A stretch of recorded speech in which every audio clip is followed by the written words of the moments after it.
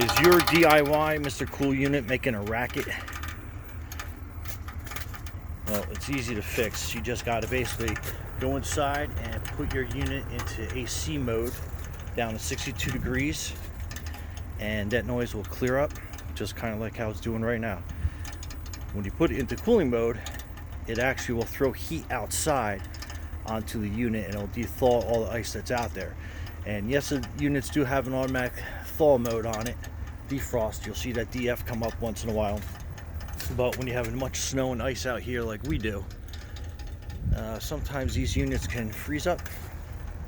So anyway, put your inside unit into cooling mode all the way down to 62, the lowest setting, and let it run for probably about an hour, and that should be good enough to kind of let all that thaw out from there. Anyway, that's Sophie. Anyway, that's it. Thanks for watching and subscribing. Be safe out there, guys.